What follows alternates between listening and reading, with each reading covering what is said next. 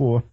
The fact that you can actually hide the sidebar now, which you couldn't do in 10.10, and you can resize the icons and things like that.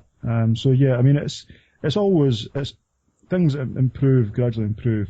I don't know. To me, it just looks different. GNOME 3 and Unity both look quite decent, and I dare say they'll both be kind of inflexible, kind of buggy to start with, but give it a couple of years, and it's just different options. Basically, it's just different options. Well, looking through my RSS feed, just trying to pick something out. I don't know if you two gentlemen read about the EU and the problem it might have in respect of in copyright owners ordering takedowns of copyright infringing material, and if either of you two actually saw that. It was an article on Torrent Freak, and basically the crux of what it's saying is that if there was any sort of forcing of ISPs at a government level to remove or block copyright infringing files, it may be in violation of EU law. It's quite an interesting little article. It certainly raises a lot of questions, and after we've seen with the DEA and how badly thought out that was, and that's now sort of loitering in a quagmire of mud and uncertainty, it's quite an interesting question it brings up as to the future. I think Forum has shown us to some extent that the British government can operate quite independently from the European Commission, even if it gets a bit berated for the things it did with Forum. So for those who haven't listened to the previous shows, I'm not sure if it was the previous show, the show before the previous one, but we're talking about the spying on people using deep packet inspection, meaning that even though you may have private packets and not explicit content, there are tools to decipher what's inside and to build profiles around your IP address, and in turn actually find out who you are based on your IP address. So that's kind of debatable whether they actually know your name and whether they actually share the data of what you're looking at, what emails you send, and who you send your emails to, and then sending it to marketing companies. The European Commission was very furious, actually, at the British government, way back in 2007. But nothing was ever really done in concrete terms to stop these operations of Forum, which was created by some BT employees. Well, the Crown Prosecution Service has finished its deliberations and summarised that there are no charges to be levelled towards BT or Forum in respect of this incident. Would probably be the politest way. It does bring up many further points. I think we touched on some of these in one of the last shows. We saw similar actions where a large organisation commits an act which, for me and you, probably would end us up in a lot of trouble, but seems to walk away scot-free because it's a large entity. And I would draw reference to the BBC Click and the Botnet fiasco, where it's alleged that they paid a criminal gang or a criminal for a botnet in order to exploit it to highlight the vulnerabilities of users' machines in order to make a show. And apparently that isn't deemed as an offence either. And where did the BBC get the money to do that? Sorry? Where did the BBC get the money? Yeah, and this is the ironic thing, and we paid for it out of our licence fee more than likely. So it does highlight a very sorry state of affairs.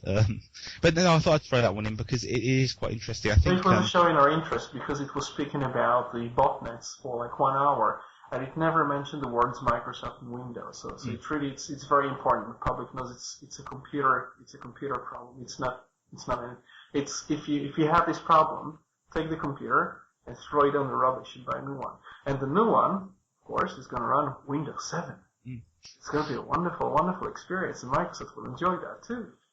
Well, I don't know if you want to make a quick comment, because I'm desperately trying to find the link I posted earlier on about... Did you mention the European Commission? Yes. Or did you read about... I actually knew about it about a week ago. I had a person called Andre who worked for the FFII.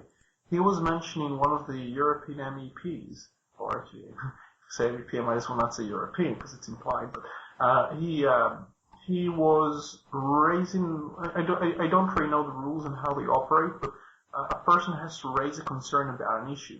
And one of them raised a concern about the fact that the computers were mostly or almost exclusively sold with Windows, with Microsoft Windows, and there was no choice.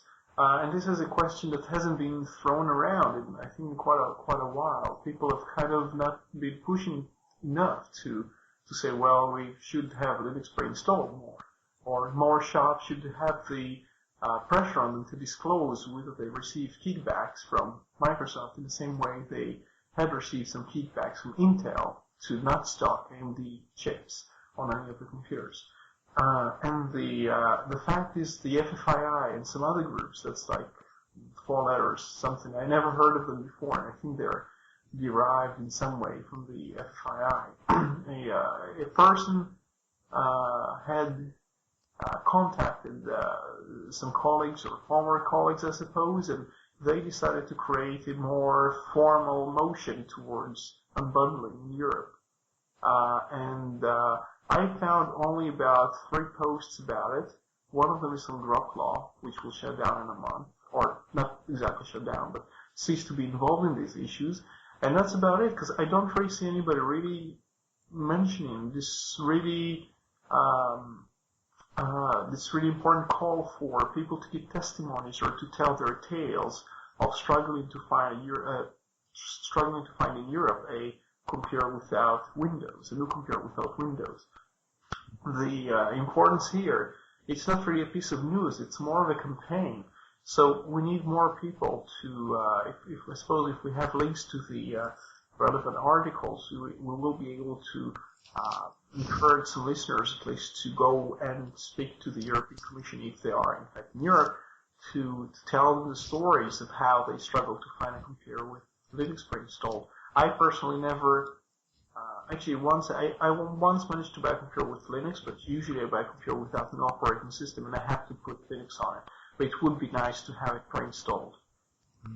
Yeah, there's an assumption with a lot of retailers that if you'd want it without Windows, the only possible reason you could ever have to want it without Windows is because you've got an illegally downloaded version of Windows that you've may put on it.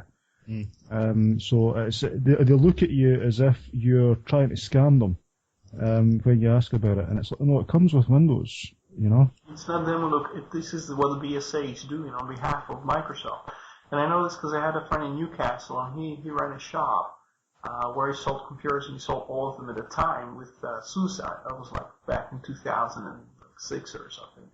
And he had the BSA come over, and they say, well, we see you sell computers, but you don't pay this company called Microsoft. Like, you know, like that doesn't anything to do with hardware, which they obviously don't. And they were giving him hassle because he wouldn't sell Windows with his computers. He wouldn't do that. He would just sell it with Linux, and they didn't find it too comfortable. And there is also I think Walmart sold Linux at some stage. I think it was maybe even Inspire or something. And they had to, no, actually it was GOS or GOS or whatever it's called. And they wanted to check, to survey, somebody had to check how many people keep the operating system on their computer when they buy it. As though they were trying to make the case that if people buy a computer with Linux, they don't keep Linux and they get Windows illegally in some way. And this is actually this is one of 2 patterns you see. One of them is to say that Linux is this illegal thing, or that if you buy something with Linux, something is wrong with you, or something is wrong with the buyer. The second thing is very often you would assume that because lots of people buy the computer with Windows, they will also keep Windows. In the same way that if you download Ubuntu, which contains Mono and contains Unity, even if you blast Unity and just say, oh, I'm just going back to GNOME 3, GNOME Shell, people will assume that you did choose to download something with Mono and with Unity, because that's what you downloaded. What you do afterwards has nothing to do with them. So in the shops, there is this perception that people want Windows, because lots of them walk away with Windows being the only thing they can choose. And that's a situation that's typical in all kinds of industries, not just in it's also hidden behind the whole web, a whole cloud of NDAs, where the retailers they've got to sign non-disclosure agreements with the details of the deal, so they can't talk about it to actually get to buy their stuff, and then. I mean, everywhere down the sort of retail chain, from the building of the components to the piecing it all together and sending it to the retailers, and then the retailers actually selling it to the public. And then when the people who do fight against the system and say, look, the actual Windows ULA entitles me to a refund of a non-used, an unwanted, unused Windows